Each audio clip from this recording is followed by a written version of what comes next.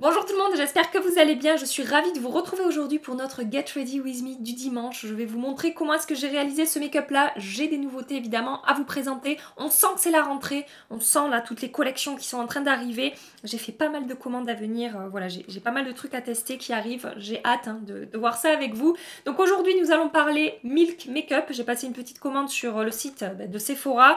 J'ai également la nouvelle palette Coral de chez Natasha Denona à vous présenter. J'ai cette petite beauté là que je porte sur les lèvres dont je veux vous parler également.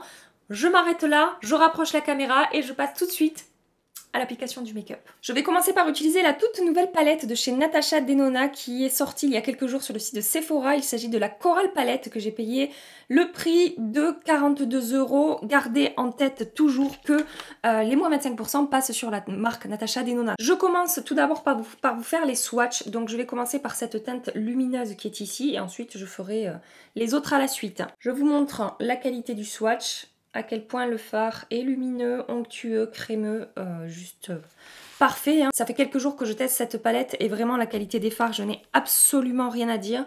Ensuite, on a un fard mat, regardez ça. Swatch parfait, pigmentation parfaite. Hein. On a ensuite un fard un petit peu pailleté, lumineux. On n'est pas vraiment sur un métallisé, mais quand même, hein, il y a quand même un effet métallique. Mais voilà, c'est un petit peu plus pailleté en fait que le premier fard que j'ai swatché. On a de nouveau un fard mat. Hop, regardez ça. Très joli swatch, rien à dire, j'adore cette couleur, elle est vraiment, vraiment magnifique. Et enfin, on a un fard métallisé. Alors là, la qualité de ce fard, c'est au-delà de tout.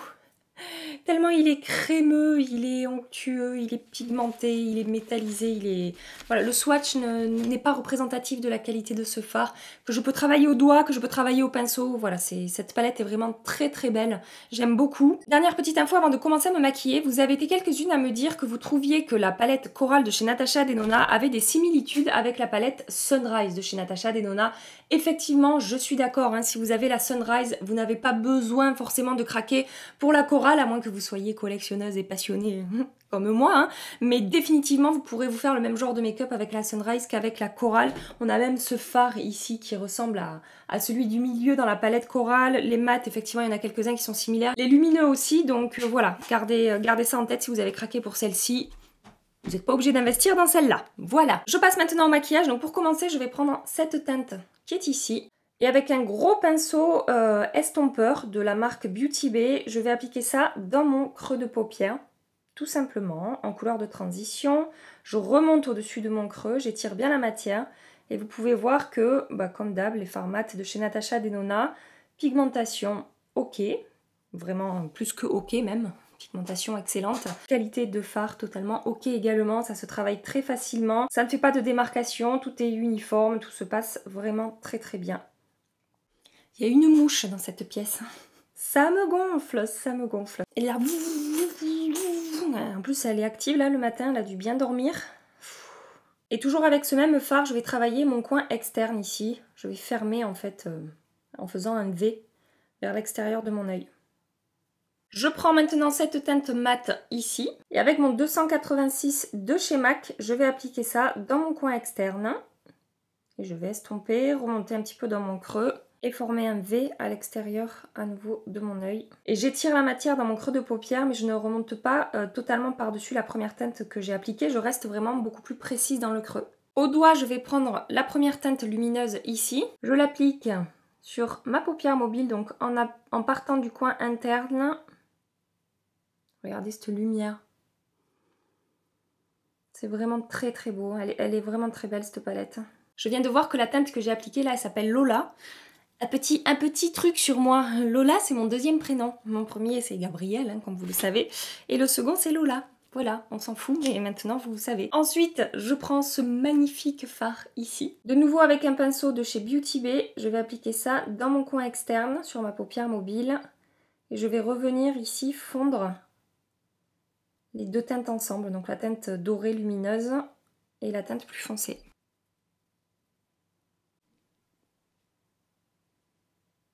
Je pense que je vais finir par aller chercher la tapette à mouche. Petite mouche, tu vas décéder prématurément.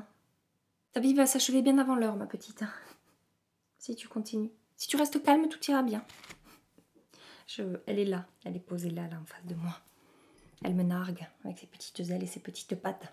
Je vais m'arrêter là pour l'instant pour le maquillage des yeux, je le terminerai quand j'aurai fait mon teint et donc pour le teint je vais utiliser des produits de chez Milk Makeup qui viennent d'arriver chez Sephora. Je vais commencer par un produit qui n'est pas vendu pour l'instant chez Sephora. J'ai entendu dire que la suite de la collection, le reste de la collection arriverait en septembre. Si vous avez plus d'infos que moi, surtout n'hésitez pas à le partager en commentaire. Moi je ne sais pas trop, je trouve qu'il y a vraiment peu de produits finalement qui sont arrivés chez Sephora pour un lancement de marque. Je sais pas, ils ont peut-être de très bonnes raisons. Mais j'étais un petit peu surprise de voir que bon, il y avait pas la moitié de la collection de la marque. Bref, donc je vais commencer par utiliser un produit de chez Milk quand même, restons dans la marque. C'est la base Hydro Grip Primer que je teste maintenant depuis un petit moment, je vous en ai déjà parlé, c'est une base que j'apprécie beaucoup, qui a un côté hydratant mais pas trop riche, ça repulpe un peu la peau, ça rafraîchit je trouve un petit peu, ça apporte un effet, vous allez voir, ça apporte de l'éclat en fait à la peau. Et c'est une base quand même qui fonctionne assez bien pour, comment dire, pour prolonger la tenue du maquillage tout simplement. Je cherche mes mots ce matin, j'ai un petit peu de mal. Depuis quelques jours je teste la base, une base assez similaire qui est la Gripping Primer de chez Cover FX. Vous m'avez demandé de comparer un petit peu avec la Hydro Grip. Alors au niveau de la texture que ça laisse sur la peau, j'aurais tendance à préférer un petit peu la Cover FX qui est plus épaisse, qui apporte un effet un petit peu plus collant puisque moi je vous ai dit c'est ce que je recherche en ce moment avec ce type de base. Maintenant pour prolonger la tenue du maquillage, je trouve la Milk plus efficace. Voilà, la Cover FX, je ferai attention au fond de teint que je vais utiliser avec. Si c'est des fonds de teint hydratants, je n'utiliserai pas la Cover FX et j'aurai peut-être plus tendance à utiliser la Hydro Grip. Par contre, ce que j'ai trouvé chouette dans les produits proposés chez Sephora, c'est qu'il y avait beaucoup de formats voyage. Donc moi, voilà, j'ai acheté les 3 produits que j'ai achetés, je les ai achetés en format voyage, donc c'est cool. Je crois qu'ils coûtent, dans ce format-là, ça coûte 12 €. Donc bon, je prends pas énormément de risques si ces produits-là ne me plaisent pas. Donc produit suivant que je vais utiliser, s'il s'agit du Blur Stick. Donc c'est une base en stick qui est lissante, qui va flouter un petit peu les pores et les imperfections et la peau. Donc au niveau du packaging, ça ressemble à ça. On est sur un tout petit stick, c'est mignon, c'est toujours mignon les miniatures, c'est comme les chiots. J'allais dire c'est comme les bébés, non. Donc ils disent que c'est un stick de sérum solide éclaircissant et hydratant qui uniformise le teint, réduit l'apparence des ridules et revitalise le teint pour une peau lumineuse et éclatante. Et pour les conseils d'utilisation, ils disent glisser le stick sur tout le visage et estomper, utiliser seul ou comme fond de teint invisible ou comme primer avant d'appliquer votre fond de teint. Bon, moi ça va être comme un primer. Je savais pas qu'il promettait voilà, d'unifier un petit peu le teint, on va voir ça ensemble. Je vais l'appliquer que d'un côté de mon visage pour voir. Je vais l'appliquer là où j'ai besoin de matité et de lisser un petit peu mes pores. Donc je n'applique pas de... Ah, ça peluche. Mais ça peluche, là sur moi ça peluche complètement. Ça peut être dû tout simplement au fait que cette base ne va pas avec le soin de peau que j'ai en dessous. Donc je vais essayer de retirer l'excédent de crème que je peux avoir en dessous. Alors, quand je l'applique comme ça directement sur la peau, effectivement, ça a tendance à lisser ma peau. Alors là, le fait que j'ai enlevé la crème en dessous, ça peluche quasiment plus. Donc effectivement, je pense que ce n'est pas adapté avec ma crème que j'ai appliquée avant.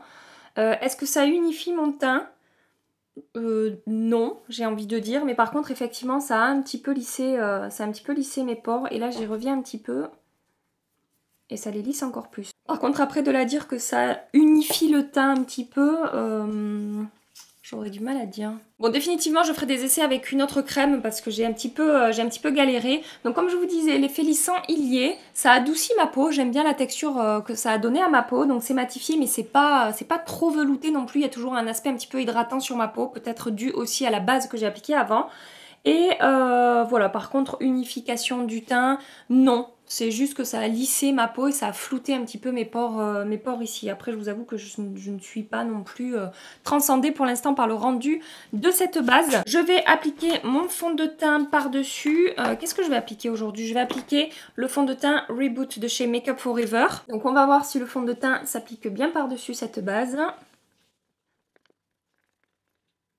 Écoutez, je ne rencontre aucune difficulté à appliquer ce fond de teint Makeup Forever par-dessus la base. Ça se fond très bien à la peau et il n'y a aucun problème et ça a arrêté de pelucher, heureusement.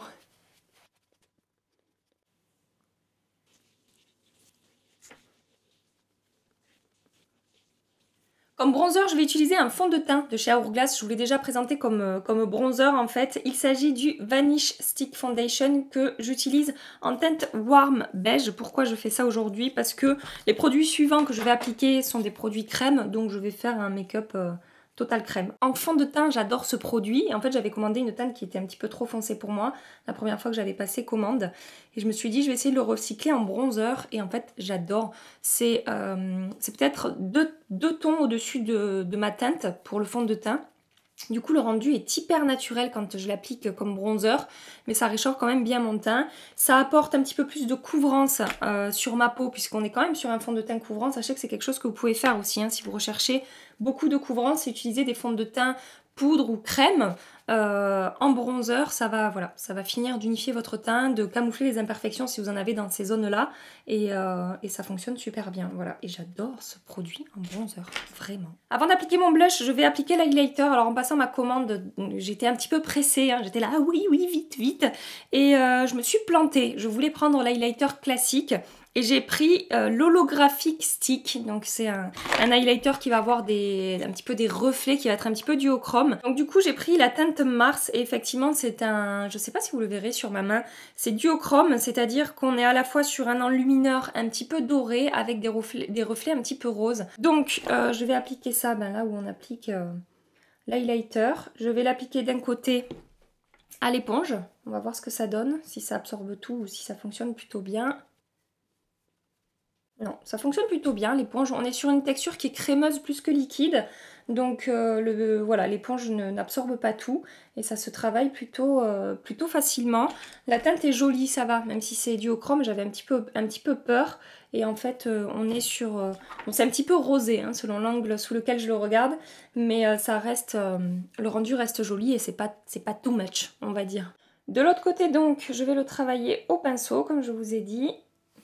Donc je prends mon F106 de chez Urban Decay et je vais travailler un petit peu la matière.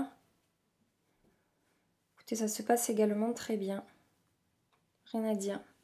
Et au niveau du fini, on est plutôt sur un enlumineur, je dirais, avec une intensité légère à moyenne. On n'est pas sur quelque chose d'ultra intense. Le rendu est fondu, ça fait vraiment un effet un petit peu seconde peau en transparence, c'est vraiment joli, c'est vraiment le genre d'enlumineur que j'aime utiliser en ce moment. Par contre, je vous avoue, cette fois-ci, autant le Charlotte Tilbury, je préfère le travailler au pinceau, autant là, je trouve que le rendu est plus fondu quand je l'applique à l'éponge. Donc je vais repasser un petit peu à l'éponge par-dessus. Et donc ensuite je vais utiliser le blush, donc j'ai pris le Lip Plus Cheek, ce fard et baume à lèvres crémeux et translucide, colore et hydrate la peau. Donc c'est pareil, ils disent voilà, qu'on peut l'appliquer sur les joues, qu'on peut l'appliquer sur les lèvres. Moi sur les lèvres j'ai autre chose à tester. Le packaging, là on est sur quelque chose de gris au niveau du tube. Et moi j'ai pris la teinte Work. Je vais faire pareil, je vais appliquer un côté à l'éponge. J'aime beaucoup la teinte. C'est très joli, c'est un petit peu lumineux, une fois qu'on l'a travaillé. On voit un petit peu la teinte, mais je vous avoue que je trouve qu'à l'éponge, ça disparaît pas mal. Je vais appliquer avec le pinceau, je pense que ça va être plus sympa. Alors, ça se fond bien à la peau, ça ne fait pas de démarcation, le rendu est plutôt joli, mais c'est pas hyper, comment dire, je trouve que la texture demande un petit peu de travail en fait. Autant le Charlotte Tilbury en 3 coups de pinceau, vraiment ça s'estompe, ça se diffuse très bien. Je compare au Charlotte Tilbury parce que c'est un des rares blush crème que j'aime utiliser. Donc j'ai tendance à le comparer au niveau de la facilité d'application. Ça fonctionne très bien, mais je trouve que c'est pas forcément le plus évident à travailler. Bon, après le rendu, une fois que c'est travaillé, c'est quand même très très joli, en transparence. Ça vient teinter un petit peu la joue. Donc là de ce côté j'en ai appliqué plus et ça se travaille beaucoup plus facilement en fait. C'est juste que j'en avais pas mis assez du premier côté. Je sais pas ce que vous en pensez mais je trouve le rendu très joli. Ça a réveillé mon teint. La teinte a un côté un petit peu frais. C'est à la fois rose mais pas trop vif. Je trouve la teinte vraiment naturelle et vraiment très jolie. Et j'aime beaucoup la lumière que j'ai entre le blush et l'highlighter. Je trouve ça très joli. Ça apporte vraiment un effet un petit peu...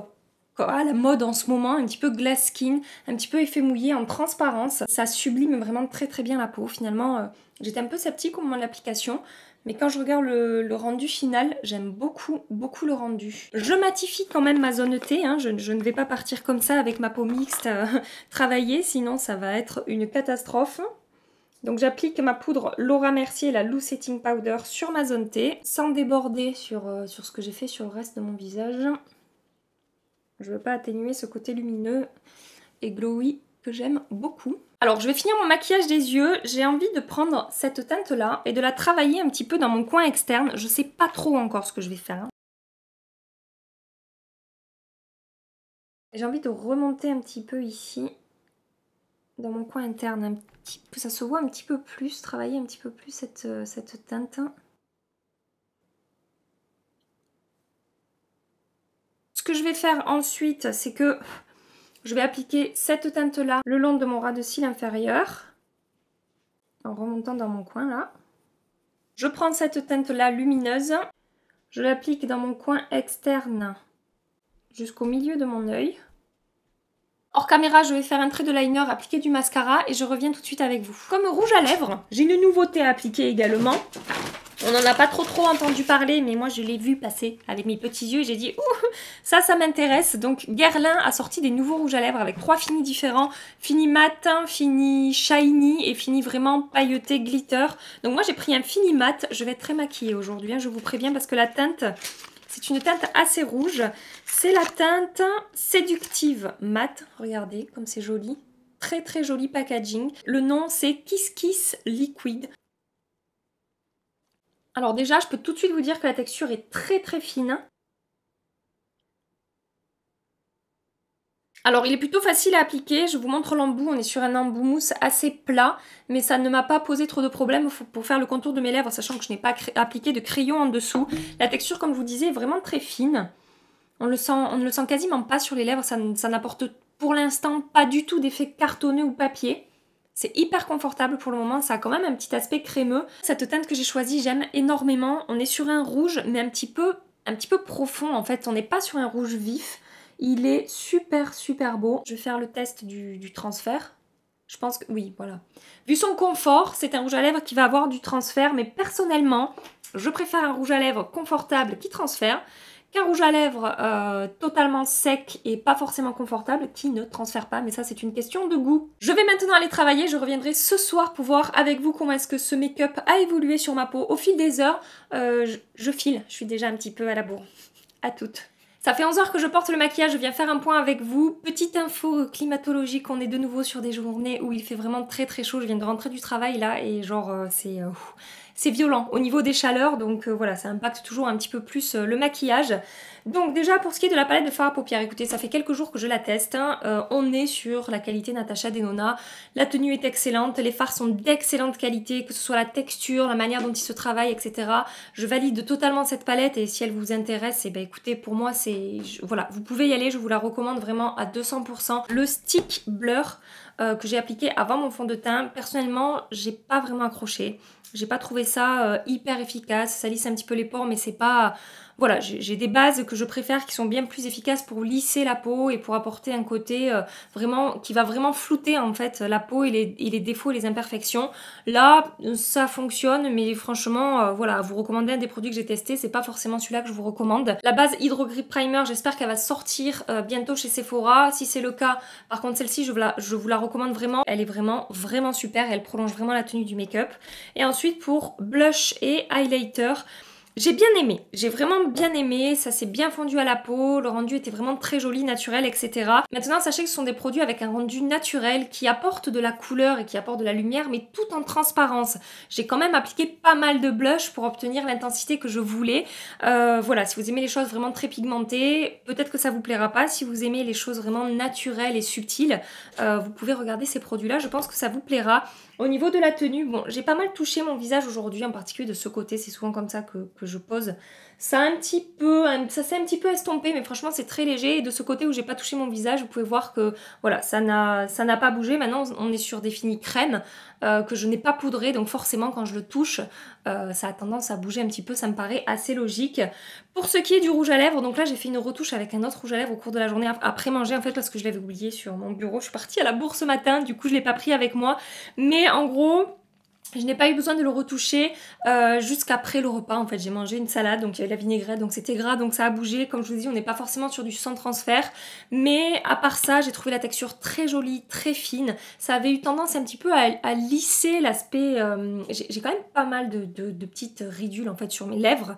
Et j'ai trouvé que ça avait un petit peu lissé cet aspect-là. Et que la texture était très agréable à porter, que ça ne faisait pas du tout d'effet de matière, que ce soit visuellement ou au niveau du confort. Et j'ai vraiment beaucoup aimé la qualité de ce rouge à lèvres là, et cette teinte je l'ai trouvé vraiment superbe. C'est le genre de rouge à lèvres je pense que je vais beaucoup porter ces prochaines semaines, voilà, je vous l'annonce, je l'ai trouvé vraiment très sympa. J'aimerais bien savoir pour celles et ceux qui ont pu tester des produits Milk Makeup que vous ayez acheté sur Sephora là, ces derniers jours ou bien avant sur des sites étrangers, partagez votre avis en commentaire, venez voilà me dire un petit peu ce que vous en pensez, venez comme toujours compléter ma revue. Avant de vous quitter, je vais vous accrocher 2 vidéos ici si vous voulez rester avec moi encore quelques minutes, n'hésitez pas à cliquer pour aller voir d'autres tests de produits et de nouveautés.